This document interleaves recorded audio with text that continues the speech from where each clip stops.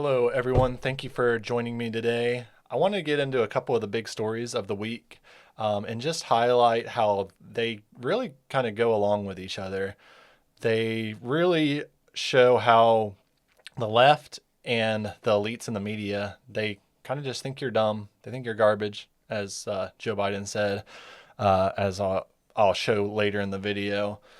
So I wanted to first get into the Liz Cheney fake outrage, where Trump was talking to Tucker Carlson at the an event in Arizona, and really the media is just trying to skew it in a way to make it sound like he was threatening violence or you know hoping that she gets assassinated or something like that.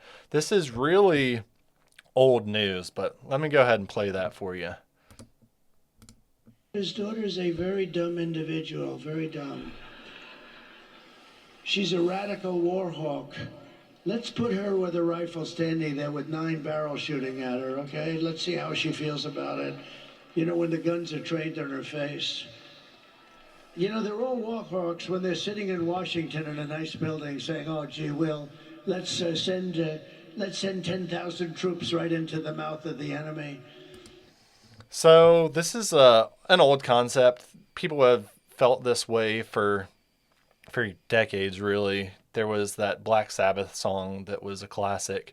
Talking, it was called War Pigs, talking about the generals sit in the Capitol and or the politicians sit in the Capitol and they send your sons and daughters to die in a war in some far off country, and then it really highlights the way that everyone felt about Nikki Haley. She was the last one in running against Trump for the Republican primary, and Vivek really scorched her on stage when he said, "Hey, Nikki, you want to send our sons and daughters to die, and you want to send billions of dollars to an area in Ukraine, and you can't even tell me what region that the fighting is happening in Ukraine. You can't even point to it on a map, and you want to send our billions of dollars of tax money over there." So this is just one of the ways that the Republican Party has become the party of the common people, the blue collar people, you know, where Trump wants to, he came up originally with the no taxes on tips, where Kamala, stole that later from him.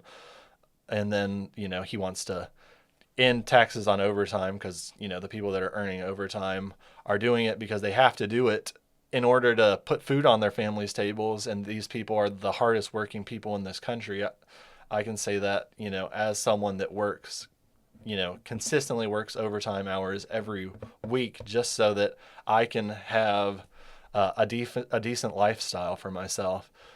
So this is just one of the things that Trump has really taken from the left and made a conservative policy.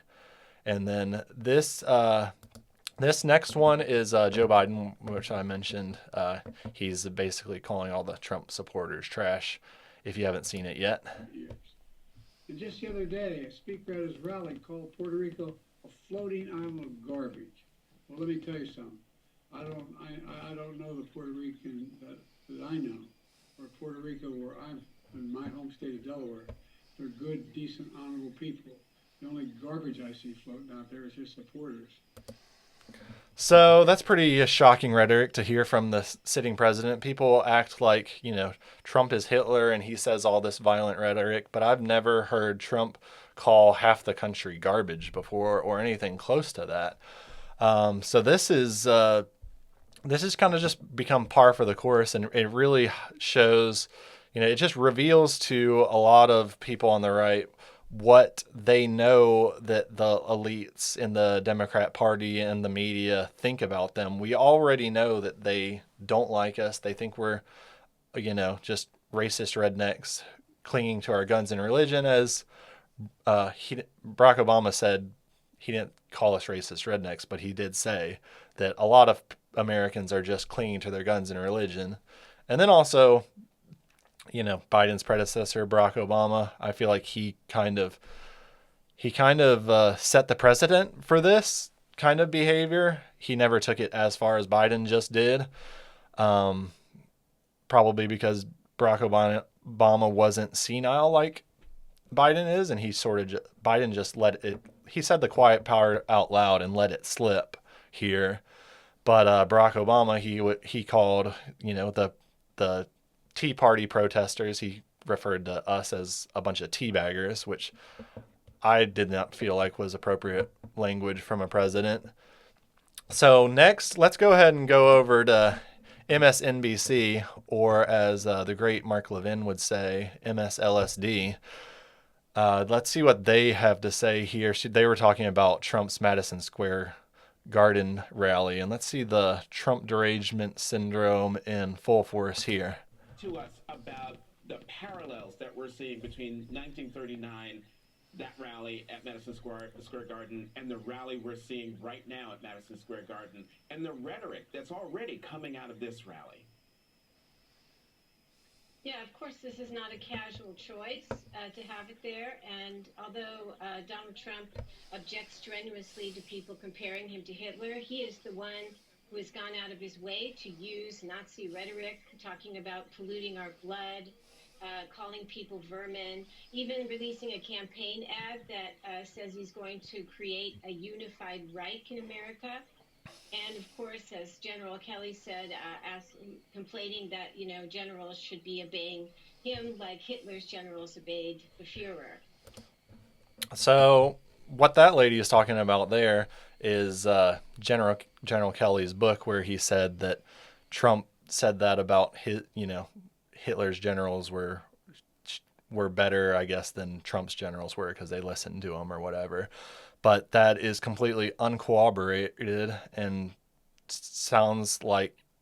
it doesn't sound like something that any politician in America has probably said ever. So that's kind of hard to believe, I guess, unless you already have in your mind that Trump is Hitler, Trump is a fascist. This is really what the Democrats have resorted to. It's interesting that you saw it, start to come out of the Harris campaign that Trump's a fascist, Trump is Hitler, and then like the next week, all of the mainstream media, they all started running with that idea, and it's a genius, campaign move, I think, because they're really hedging their bets with it. Because for one, you can get out all the staunch liberal supporters, because they'll come out and vote for you because, well, we have to stop fascism. I forgot that he was a fascist because you it's been a couple years since you said that, and now, with the assassination attempts, they kind of humanized Trump, and they said, "Oh, I'm sorry that I'm glad he's safe." And they felt like they sort of had to tone down the rhetoric for like a day, and then now they're full swing back to saying he's a Nazi and a fascist. So that's one good thing about it for them. One reason why it's a good strategy, and then also, if he wins the election, they can spend the entire rest of his time as president saying he's a Nazi. We have to stop everything that he wants to do. And so they'll be, united on that front. And who knows how much Antifa, rioting will be going on Inauguration Day or election night, if he ends up winning. And then they'll try to ramp up violence in the streets for his entire presidency, most likely. We saw that, his first term, and then all of a sudden, I guess, as soon as Joe Biden was elected, America was not at all a racist nation anymore. Whereas I feel like the only thing that changed was who the president was. Living out your everyday life, you don't feel a difference. If anything, you feel like racial tensions are worse now than they've been in my entire life as a 35-year-old.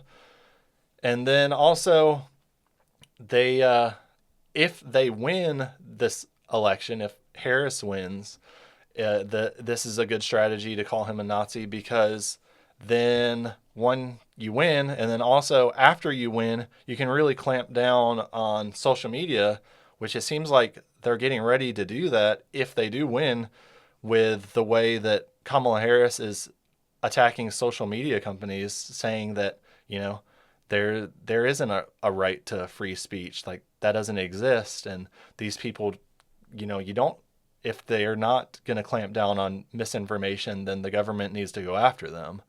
And they're going to come hard after Twitter, because Elon Musk is all in on Trump, and they can't let someone, support their opponent like that and then get away with it, and then also criticize them while they're in power. So yeah, that's all I have about that MSNBC. And then here's Mark Cuban, just another thing, sort of along the same lines. They think you're stupid, and Mark Cuban saying that he thinks the women that support Trump are stupid. Here. Mark, let me ask you, because I know you were a Nikki Haley supporter like I was in the primary, but now you're supporting Kamala Harris. And turns out Donald Trump is not even asking Nikki Haley for her help to try to reach her voters. What do you make of that? And do you think having people like Liz Cheney, Adam Kinzinger, and other Republicans with Kamala Harris is going to put her over the edge with these Nikki Haley supporters? Yeah, I mean, yes, it'll put her over the edge with Nikki Haley supporters. Donald Trump, you never see him around strong, intelligent women, ever. It's just that simple. They're intimidated. Well, that's not true. He's done multiple town halls with Tulsi Gabbard. He had Kayleigh McEnany as his press secretary. And she was a genius. She's still out there, just destroying, liberals on TV every day. And then, Tulsi Gabbard, she single-handedly destroyed Kamala's campaign when she was, trying to become the nominee on the debate stage, when Tulsi Gabbard brought up Kamala's record. So I think that's pretty rich to bring up and say that he doesn't have smart women around him, when he clearly has women around him that are vastly more intelligent than the woman that he's running against right now. But that's all I got for you today. Please like and subscribe and share this video with your friends if you enjoyed it. Thank you.